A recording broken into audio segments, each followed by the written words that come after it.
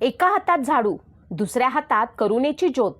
अंगावर फक्त घोंगडी, पण मनात अख्ख्या समाजासाठी अस्वस्थता. हे साधे फकीर नव्हते, ते होते समाजाच्या जखमांवरती फुंकर घालणारे संत. आणि दुसरीकडे एका हातात कायद्याची लेखणी, डोळ्यात अन्यायाविरुद्ध ज्वाला, छातीमध्ये लाखो वंचितांचा आवाज. ते होते भारताचे भविष्यवेत्ता. जेव्हा हे दोन प्रवाह एकमेकांसमोर आले, तेव्हा तो फक्त भेटीचा प्रसंग नव्हता, ती होती विचारांची संगम घटना. अनाथ अपंगांचे सेवेकरी संत गाडगे महाराजांनी गावोगावी पायी फिरून दिवसा स्वच्छता तर रात्री कीर्तनाच्या माध्यमातून लोकांची मने स्वच्छ केली. अज्ञान, अंधश्रद्धा आणि अस्वच्छतेच्या नायनाटासाठी जीवन खर्ची घातलेल्या गाडगे महाराजांच्या आयुष्यात अनेक खडतर प्रसंग आले होते. आज आपण गाडगे महाराज आणि भारतरत्न डॉक्टर बाबासाहेब आंबेडकर यांची एक हृदयस्पर्शी भेट पाहणार आहोत. 14 जुलै 1941 मध्ये संत गाडगेबाबा यांची प्रकृती ठीक नव्हती. ते मुंबईत होते. ही माहिती एका सहकार्यानं डॉक्टर बाबासाहेब आंबेडकर यांच्यापर्यंत पोहोचवली. बाबासाहेब तेव्हा कायदेमंत्री होते. त्याच दिवशी सायंकाळी कामानिमित्त त्यांना दिल्लीला जायचे होते. पण गाडगेबाबांच्या प्रकृतीची बातमी ऐकताच त्यांनी सर्व कार्यक्रम बाजूला ठेवले. 2 घोंगड्या विकत घेऊन ते महानंद सामी या बातमी घेऊन येणाऱ्या सहकार्यासोबत हॉस्पिटलमध्ये पोचले. गाडगेबाबा कधीही कुणाकडनं काहीही स्वीकारत नसत, पण त्यांनी बाबासाहेबांकडनं घोंगड्या स्वीकारल्या. गाडगेबाबा तेव्हा म्हणाले होते, डॉक्टर, तुम्ही कशाला आले? मी एक फकीर. तुमचा 1 मिनिट महत्त्वाचा आहे. तुमचा किती मोठा अधिकार आहे? तेव्हा डॉक्टर बाबासाहेब आंबेडकर म्हणाले, बाबा, माझा अधिकार 2 दिवसाचा. उद्या खुर्ची गेल्यावर मला कोणी विचारणार नाही. तुमचा अधिकार मोठा आहे. या प्रसंगी बाबासाहेबांच्या डोळ्यात अश्रू होते, कारण हा प्रसंग पुन्हा जीवनात येणार नाही हे दोघंही जाणत होते.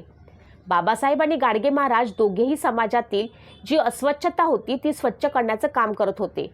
जसे की बाबासाहेब त्यांच्याकडे आलेल्या अधिकारानुसार समाजातील प्रगती आणण्याचा प्रयत्न करत होते, तर गाडगे महाराज त्यांच्या अभंगातून समाजामध्ये मनामध्ये असलेली पोकळ रूढी परंपरा तसेच अंधश्रद्धा दूर करण्याचं काम करत होते. स्वतः अशिक्षित असलेले गाडगेबाबा नेहमी सर्वांना सांगत असत, उपाशी राहा पण आपल्या मुलांना मात्र शिकवा. स्वतःला खूप हालअपेष्टा सहन करून शिक्षण घेतलेले बाबासाहेब देखील हेच सांगत, शिक्षित व्हा, कारण शिक्षण हे वाघिणीचं दूध आहे. जो हे दूध पिणार तो गुरगुरल्याशिवाय राहणार नाही. बाबासाहेबांचं महापरिनिर्वाण झाल्यानंतर 15 दिवसात गाडगेबाबांचं निधन झालं. बाबासाहेबांच्या अचानक जाण्यामुळे गाडगेबाबा खूप व्यथित झाले होते. गरीब दीनदुबळ्यांचा पुढारी जाण्याचा धक्का ते पचवू शकले नाहीत. त्यांनी खाणं पिणं सोडलं. एकदम निरासक्त होऊन देह सोडला. गाडगेबाबा एकदम वेगळ्या प्रकारचे कर्मठ, निप्रखर, बुद्धिमान संत होते.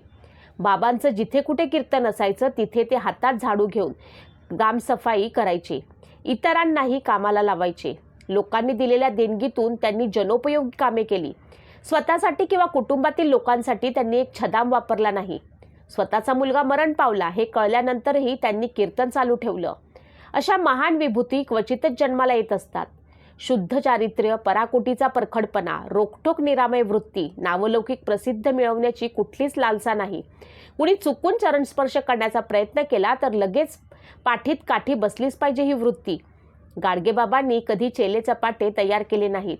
स्वतःचं विभूतीकरण करण्यासाठी कुठलेही हातखंडे वापरले नाहीत. ढोंगी अविज्ञानवादी गोष्टींना त्यांनी कधीच थारा दिला नाही. जे सांगायचं ते सर्व परखड आणि वास्तववादी होतं. दुर्दैवानं समाजाला असे संत आवडत नाहीत. गाडगेबाबा याच कारणामुळे दुर्लक्षित राहिले. पहाटेचा धुसर प्रकाश, गाव अजून झोपेत आणि संत गाडगेबाबा हातात झाडू घेऊन रस्ते साफ करत होते. लोक विचारायचे, बाबा, तुम्ही संत असून हे काम का करता? बाबा म्हणायचे, मातीची घाण झाडून काढली की मनाची घाणही निघते. एकानं हातात कायद्याची लेखणी घेतली, दुसऱ्यानं हातात झाडू घेतला, पण दोघांचं ध्येय एकच होतं, मानवाला माणूस बनवणं. आज आपण त्यांच्या जयंतीला हार घालतो, पण त्यांच्या विचारांना अंगीकारतो का? आपल्या गावात, आपल्या समाजात, आपल्या घरात अजूनही अंधश्रद्धा, भेदभाव आणि अस्वच्छता जिवंत नाहीत का? जर खरंच त्यांना अभिवादन करायचं असेल तर झाडू हातात घ्या आणि पुस्तकही हातात घ्या. बाबासाहेब गेले. 15 दिवसातच गाडगेबाबा देखील गेले. जणू 2 दीप एक मागोमाग एक विझले. पण त्यांनी पेटवलेला प्रकाश आजही आपल्या वाटा उजळवतो आहे. हातात झाडू, डोळ्यात करुणा, ओठी अभंगाचा सूर. एकाने दिली शिक्षणाची मशाल, एकाने दिला स्वच्छतेचा नूर. दोघांनी शिकवले फक्त एकच, माणूस बन हाच खरा धर्म. बाबासाहेबांनी शिक्षण, कायदा आणि संविधान यातून परिवर्तन घडवलं. गाडगे महाराजांनी कीर्तन, स्वच्छता, जनजागृती याच्यामधून समाज परिवर्तन केलं. दोघांचाही लढा होता, अज्ञानाविरुद्ध, अन्यायाविरुद्ध. आज मोबाईलवरती रील्स पाहणारी पिढी जर त्यांच्या 2 वाक्यांवरती चालली तर भारत खऱ्या अर्थानं प्रगत होईल.